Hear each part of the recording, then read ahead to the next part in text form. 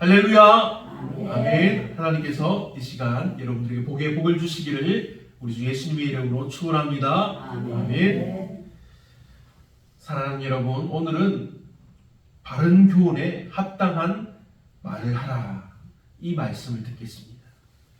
본문을 보면 바울 사도는 디도에게 바른 교훈에 합당한 것을 말하라고 권면합니다.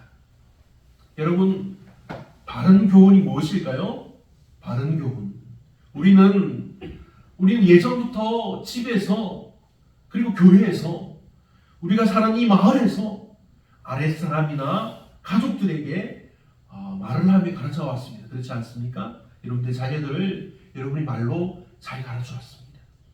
그런데 그것이 바른 교훈이었을까요?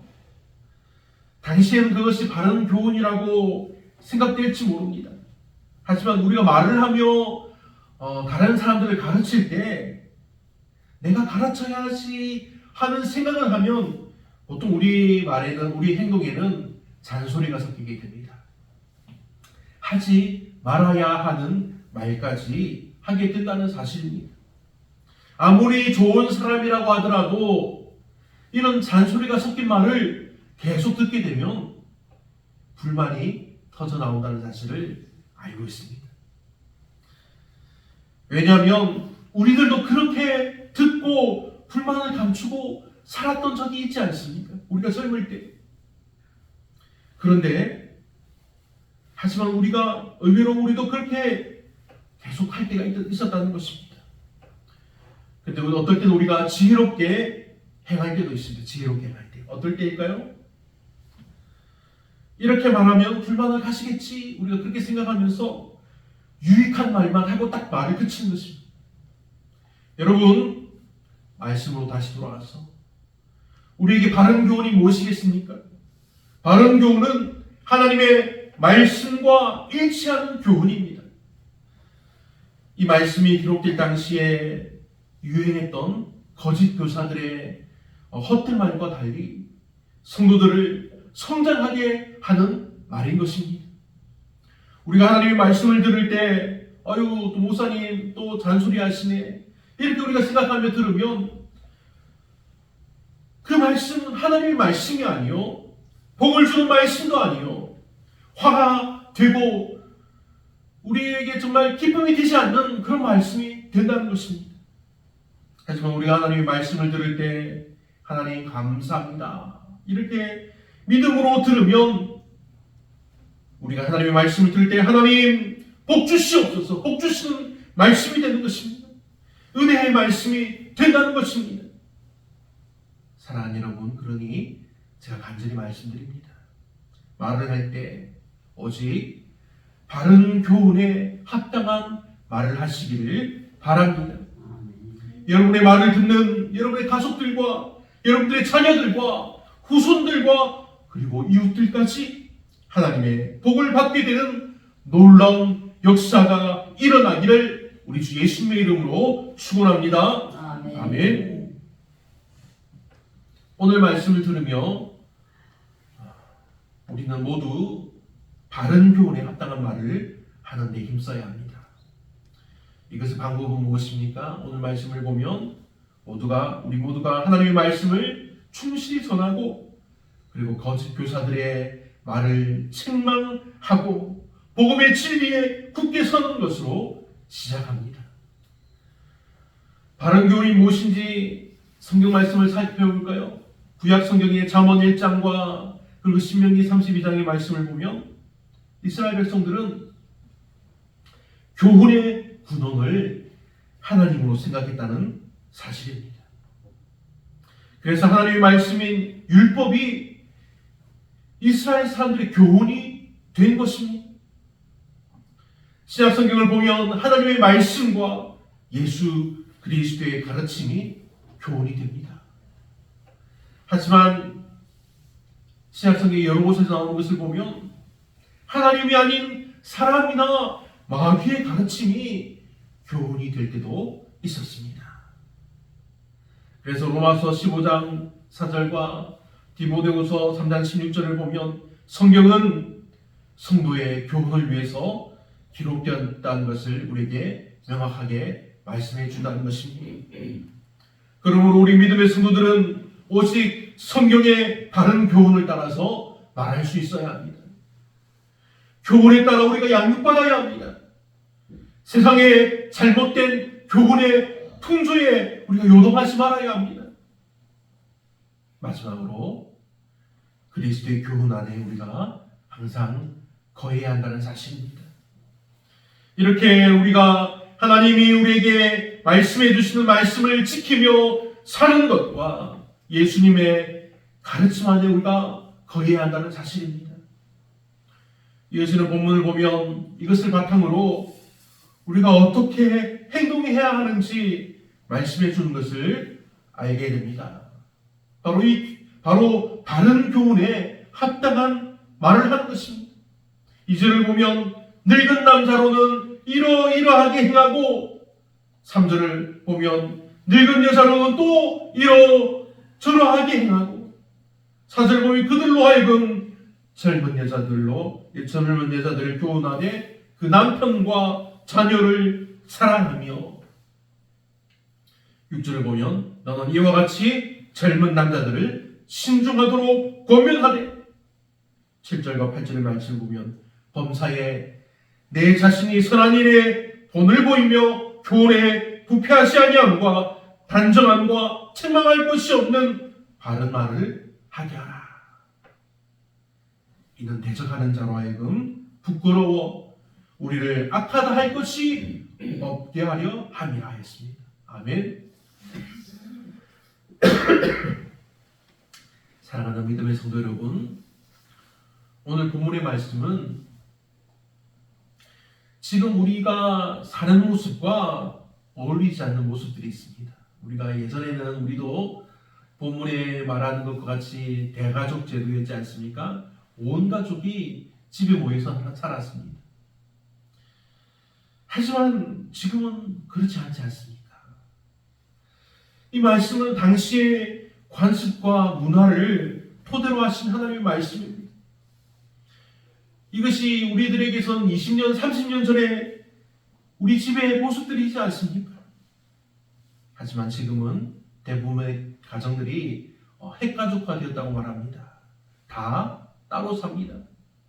부모들이 따로 살고 자녀들도 다 따로 살고 있습니다. 그리고 우리 자녀들도 따로 살고 있습니다. 우리 자녀들이 아직 어리기 때문에 이제 몇 년만 지나면 아마 따로 살 것 같습니다. 부모가 자녀들에게 말할 시간이 사라진다는 것입니다.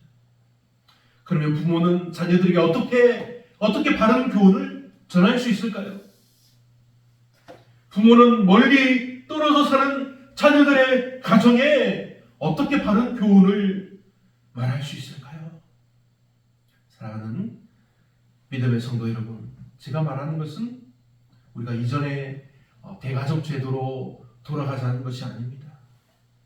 우리가 할 수 있는 한 모든 것을 다해서 바른 교훈을 전하는 데 힘써야 한다는 것입니다. 우리가 자녀를 낳아서 기를 때 그들이 성인이 되어서 우리 집을 떠나기 전까지 우리가 부모의 할 일을 하나님이 말씀하신 바른 교훈으로 그들을 잘 가르치는 데 힘써야 한다는 사실입니다. 이것이 정말 어렵고 힘들지 않았습니까? 하지만 지금 우리에게 하나님이 원하시는 것이 바로 이것이라는 사실을 기억해야 합니다. 여러분들은 할 때가 지났죠. 하지만 여러분들의 자녀들은 지금 이것을 행해할 때라는 것입니다. 우리가 모르고 살 때에도 하나님이 우리를 도우려고 힘쓴다는 사실을 아시기 바랍니다. 우리가 모르고 지나갈 때에도 하나님은 여러분들의 자녀들에게 여러분의 사랑을, 부모의 사랑을 알게 하셨습니다. 우리가 모르고 지나갈 때에도 하나님은 우리들로 부모의 사랑을 깨닫게 하십니다. 할렐루야. 아멘. 그리고 우리가 이러한 것을 알고 힘을 낼 때 하나님은 더욱 기뻐하시며 우리를 도우시기 위해서 힘쓴다는 사실입니다. 그러면 우리가 더 힘을 내고 더 기뻐하며 더 열심히 기도하며 선한 일에 힘쓰게 되는 것입니다. 사랑하는 여러분, 제가 지금 하는 말이 어렵나요? 하나님이 믿는 여러분들을 위해서 일하고 계시다는 사실입니다. 하나님이 믿는 여러분들을 위해서 온갖 방법으로 돕고 계시다는 사실입니다. 그러니 사랑하는 믿음의 성도 여러분은 오직 하나님께 기도하며 하나님의 선한 일을 하는 것에 더욱 힘을 쓰라는 사실입니다. 우리가 순종하고 믿음으로 행하면 하나님의 복이 여러분에게 임할 것입니다. 하나님의 복이 여러분의 가정에 임할 것이라는 사실입니다. 하나님의 복이 여러분의 이웃에게까지 임할 것이라는 사실입니다. 아멘. 본문이 말하는 내용을 보겠습니다. 바울 사도는 사람들에게 이렇게 하라고 말을 하는 것을 볼 수 있습니다. 늙은 남자와 늙은 여자가 여러분이지 않습니까? 나이 드신 분들이 절제하며 경건하며 신중하며 믿음과 사랑과 인내함에 온전하게 하라고 권면합니다. 나이 드신 분들이 젊은 세대의 본이 되라는 것입니다. 나이 드신 분들이 선한 것을 가르치는 사람이 되라는 것입니다. 그래서 아내가 남편을 사랑하고 남편 또한 아내를 사랑하며 자녀를 사랑해야 한다는 것입니다. 또한 순전하고 선하게 살라고 말합니다. 이러한 이유는 오직 하나님의 말씀이 비방을 받지 않게 하려 하심이라는 것입니다. 사랑하는 믿음의 성도 여러분이 바로 이렇게 살라는 말씀입니다. 여러분이 이렇게 사는데 힘쓴다면 하나님이 여러분의 가정으로 믿음의 복된 가정이 되게 하신다는 말씀입니다. 여러분에게서 여러분들의 자녀들에게로 그 자녀들에게까지 하나님의 복이 이어진다는 사실입니다. 할렐루야. 아멘. 그렇게 되면 여러분 자녀들의 가정이 믿음의 가정이 되며 남편은 아내를 사랑하게 되고 아내는 남편을 사랑하며 남편에게 순종하는 은혜와 복이 임한다는 사실입니다. 아멘. 이것이 믿음의 가정이 이어지게 하시는 하나님의 은혜의 방법입니다. 지금 세상은 어떻게 바뀌고 있습니까? 세상은 여성들의 권위가 막 올라가고 있습니다. 그런데 우리나라는 그것이 한계가 있지 않습니까? 하지만 여성들은 자신의 권위를 막 앞세우며 어떻게 보면 남자들을 막 괴롭힙니다. 막 못살게 굴고 막 합니다. 이건 제가 남자이기 때문에 하는 말입니다. 오해하지 마시고 들으시길 바랍니다. 하지만 하나님의 은혜와 복은 여러분들의 가정을 통해서 이어진다는 사실입니다. 여러분, 하나님의 복이 여러분들에게 그리고 여러분들 자녀들에게 남자와 여자에게 남자와 여자를 구분하는 것이 아니라 동일하게 하나님의 복이 임한다는 사실입니다. 아멘. 그런데 세상 사람들은 우리가 이렇게 복을 받는 것을 비판합니다. 왜 당신들은 당신들만을 위해서 삽니까? 라고 이렇게 비판합니다. 사랑하는 여러분, 우리가 우리 자신만을 위해서 사나요? 그렇지 않습니다. 우리는 우리 가정만 위해서 살지 않습니다. 우리는 우리 가정만 위한 삶이 아니라 우리의 이웃들을 위해서도 살아갑니다. 이웃을 위해서 우리가 기도하고 하나님의 말씀을 전파하며 하나님의 구원을 이루는 예수 그리스도의 이름을 전한다는 사실입니다. 이를 위해서 우리는 가난한 자들을 돕는 데 힘씁니다. 이를 위해서 우리는 필요한 자들에게 도움의 손길을 내밉니다. 이를 위해서 우리는 할 수 있는 한 모든 것을 다한다는 사실입니다. 사랑하는 여러분, 우리가 이런 일에 힘쓰지 않습니까? 지금 우리가 듣고 알았을 때에 믿음으로 더욱 힘쓰기를 바랍니다. 믿음으로 순종하는 자들에게 하나님의 놀라운 복이 임할 것입니다. 지금 우리에게 하신 하나님의 말씀을 듣고 순종하기를 바랍니다. 하나님의 은혜가 넘치고 하나님이 주시는 복이 임할 것입니다. 아멘. 사랑하는 믿음의 성도 여러분, 우리가 나이가 들면 어떻게 되나요? 우리 시골 분들은 나이가 들어도 은퇴라는 것이 없습니다. 그렇죠? 우리가 힘이 빠져서 일하지 못할 때까지 계속 일을 하십니다. 그런데 우리나라 도시에는 은퇴의 연령이 있습니다. 60세 정도에서 대부분 은퇴를 합니다. 근데 요즘은 대부분 40대에도 은퇴하기도 하고 50대에 은퇴하기도 합니다. 너무 빠르지 않습니까? 지금이 100세 시대라고 하는데 50에 은퇴를 해버리면 남은 50을 어떻게 살아가겠습니까? 근데 우리 시골에는 은퇴 연령이 없습니다. 여러분이 지금 80이 안 넘으셨지요? 90이 돼 가시는데 우리가 대부분 힘이 없고 아픈 곳이 너무 많을 때 우리가 일에서 손을 놓습니다. 그럼 우리 믿음의 성도들에게는 은퇴가 언제일까요? 우리 믿음의 성도들에게는 하나님의 품에 안길 때가 우리가 모든 것을 우리 손에서 놓을 때입니다. 그리스도의 성품을 닮아가는 이 일에는 은퇴가 없습니다. 오늘 본문에서 말씀하는 늙은 남자와 늙은 여자에 대한 이야기는 이 이야기는 무엇일까요? 늙은 여자와 늙은 여자는 이렇게 하라. 교회 안에서 나이가 많아도 할 일이 많다는 것입니다. 젊은이들에게 더욱 성숙한 그리스도인의 형상을 말하는 것입니다. 가르치라는 것입니다. 여기서 사용된 말씀이 앞장에서 본 이 디도서 1장에서 본 장로의 선출에 나오는 단어들과 아주 비슷한 단어들이 반복됩니다. 장로들이 성도들에게 믿음의 본을 보여야 하는 것처럼 우리 나이 든 사람들은 젊은 성도들에게 믿음의 본을 보여야 한다는 것입니다. 사랑하는 믿음의 성도 여러분, 이것이 바른 교훈입니다. 이것이 복이 이어지는 믿음의 교훈이라는 사실입니다.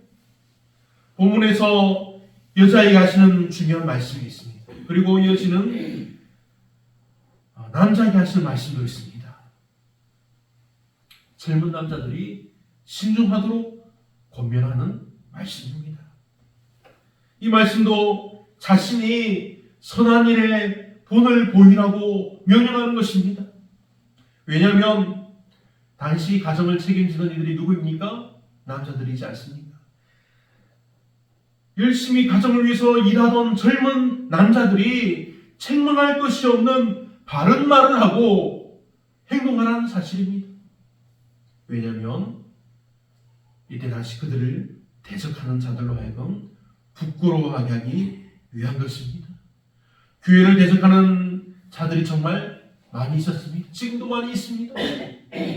그들은 교회를 한 번도 나오지 않는 사람도 있습니다. 그들은 교회를 열심히 나오다가 이단에 빠진 사람도 있습니다. 그들은 마귀의 자식된 것처럼 우리를 정말로 원수처럼 대하고 우리를 힘들게 하는 사람도 있습니다. 이런 자들로 우리가 부끄럽게 하고 그들로 돌이키게 하기 위한 것이 바로 바른 교훈에 합당하게 말하는 것의 이유입니다. 그러니 사랑하는 믿음의 성도 여러분, 오직 바른 교훈에 합당한 말을 하는 하나님의 믿음의 사람이요 자녀요 그리스도인이 되기를 우리 주 예수님의 이름으로 축원합니다. 아멘. 오늘